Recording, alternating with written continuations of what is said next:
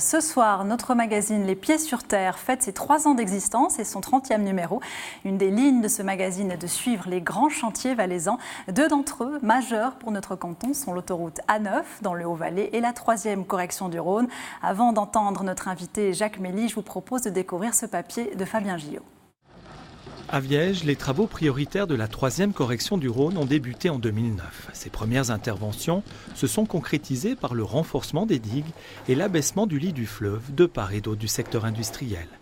De Briguerbade et jusqu'au pont de l'Aldenne, les travaux se poursuivent actuellement en amont de la Lonza, un chantier complexe qui s'étend sur une portion du fleuve longue de 2 km. Ici, 2 lignes à haute tension ont été déplacées, une route a été construite et le gazoduc national de la société Suisse Gaz a été déplacé. À l'autre bout du canton, dans le Chablais, les travaux ont débuté en début d'année. Sur 4 fronts, les machines de chantier réalisent les mesures anticipées sur les sites de Port-Valais, Vouvry, Ilarsa et Colombey. Les mesures prises sont identiques qu'à Viège, renforcement des digues, soit par du sol mixing en injectant du béton dans le sol, soit avec des parois de métal. Si la grande majorité de ces travaux sont terminés ou en passe de l'être, à Massonger, ils seront mis à l'enquête publique cet hiver.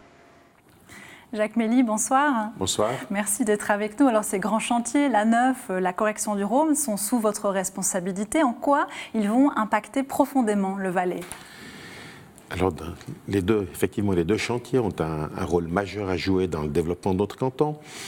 La sécurité, on l'a démontré maintenant avec ce petit reportage qui va de l'avant avec la correction du Rhône. On est en train de sécuriser notre canton après avoir eu la première et la deuxième correction, après avoir compris en 87, 93 et 2000 que la plaine n'était pas suffisamment protégée. On a entamé cette 3e correction et la sécurité de la source du Rhône jusqu'au Léman, c'est ce qu'on a vu d'ailleurs maintenant à travers le petit documentaire. Ce qui est important, c'est de voir que c'est non seulement la sécurité qui va être apportée, mais également c'est un magnifique exercice d'aménagement du territoire, puisqu'il va falloir repenser également pour une part les fonctionnalités de ce territoire, que ce soit pour l'agriculture, dont on veut faire véritablement un partenaire, puisqu'il y a dans le projet, il y a également à peu près 200 millions consacrés aux améliorations foncières intégrales et tous les riverains, que ce soit les habitants, les communes ou les entreprises.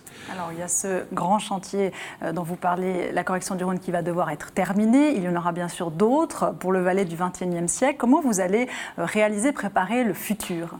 Alors on a parlé de l'autoroute également. L'autoroute est un facteur important. Vous avez parlé des entretiens qui se déroulent en ce moment même au Château-Mercier, où l'on parle de cohésion entre le Haut et le Bas-Valais. Eh bien, cette autoroute qui avance gentiment en direction de Brigue, elle est un élément de cohésion, un élément de meilleure compréhension, de meilleure collaboration entre les deux parties du canton, en plus du fait qu'elle va relier notre réseau cantonal au réseau national et international. Pour le reste, il y en a une foule. On parle de mobilité, puisque c'est un secteur clé. On est dans un canton touristique. La mobilité est fondamentale pour le développement touristique, également pour le développement économique. Un des défis, c'est le Lötschberg, le deuxième tube. Le deuxième tube du Lötschberg, actuellement, est en discussion avec le fameux dossier PRODES 2030. On espère, avec notre comité Lötschberg, être suffisamment convaincant pour que le dossier aille de l'avant et qu'à l'aube des années 2030, eh bien, on puisse avoir ce deuxième tube. On a le sentiment que le Valais, que la Suisse également, de manière générale, semble davantage tourner aujourd'hui vers les nouvelles constructions plutôt que l'entretien, par exemple, des routes. Est-ce que vous confirmez ? Pas forcément. Effectivement, il y a beaucoup de nouvelles constructions, ne serait-ce que par l'évolution démographique. Si vous allez dans le Chablais valaisan, nous avons une démographie qui est parmi les plus fortes du pays. À côté de cela, bien sûr, il y a l'entretien. Aujourd'hui, nous avons un réseau routier extrêmement dense. Si l'on parle du Valais, on a pratiquement 2000 km de routes cantonales qui partent du bord du lac à un peu plus de 400 mètres jusqu'à 2500 mètres au sommet du Nufnen ou de la Fourca. Donc des défis énormes en termes d'entretien.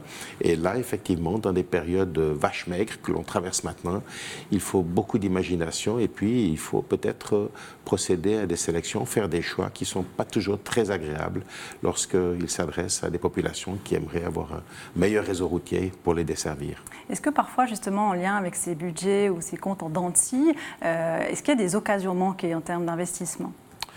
Alors, Il y a des années où l'on ne peut pas faire tous les investissements prévus pour des raisons budgétaires ou des fois pour des raisons climatiques. Nous avons également ce défi qui nous attend.